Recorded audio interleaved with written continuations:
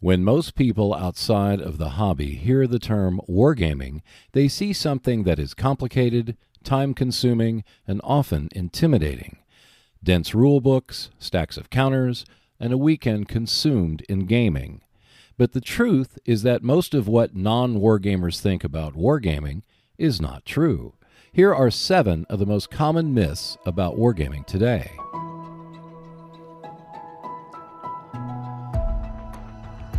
Let's start with arguably the most common myth about wargaming. Wargames are too complicated. While some wargames are indeed complex, many are considerably less so. But more importantly, the real issue isn't its complexity, it's how you approach learning a wargame. When you take things one step at a time, it becomes easier and a lot more fun to learn. I will cover how that works in another video.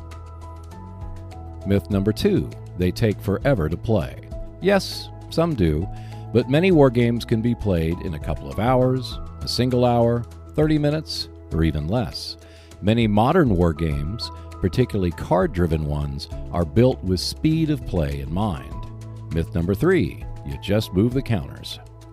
From a distance, it does look like people are just pushing counters around a map, but what each move represents is positioning, timing, and managing risk.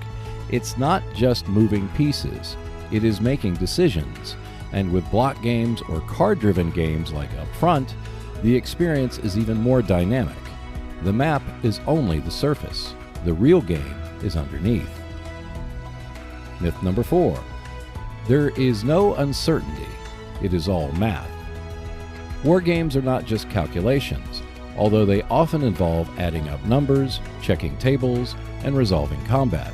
Wargames offer hidden units in some systems, concealed strength in block games, and hidden information in card-driven systems. The information is never perfect. You make decisions under a cloud of uncertainty. Myth number 5. You must know your history. This does scare a lot of people away. However, you do not need a degree in history to play wargames based on historical events.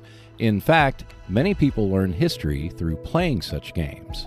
The rules and scenarios provide the context, and you learn as you play. Myth number 6. Wargaming is not a social activity. It is true that many wargames are played solitaire. The wargames themselves, however, are highly interactive. You constantly are anticipating the moves of your opponent, engaging in bluffing, and adapting to changing situations. In block and card-driven systems, hidden information makes the experience even more intense and enjoyable. You are not playing the game, you are playing the person. Myth number 7. Wargaming is old and outdated. This is the myth that wargaming is stuck in the past. Old designs, old mechanics, and nothing new. But many modern wargames are new, embracing card-driven systems, using blocks to create fog of war, and new designs that streamline the rules without losing depth. Wargaming is evolving, changing, and going in its own direction. Wargaming today is about games that have players making meaningful choices, managing risk, and adapting to uncertainty, where you think a few steps ahead. Something that many non-war games do not offer.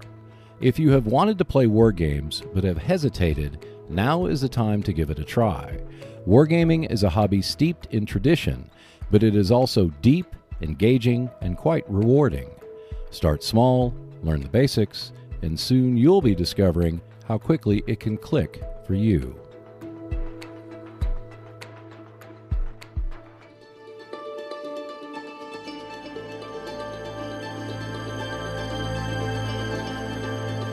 Thank you for watching. If you enjoyed this video, please like, share, and subscribe. Learn more about wargames, including Warfighter, along with presentations that include rule explanations, unboxings, and more on the Seek Out and Play YouTube channel. And catch the monthly Speak Out and Play podcast on Apple, Spotify, and several other podcast channels.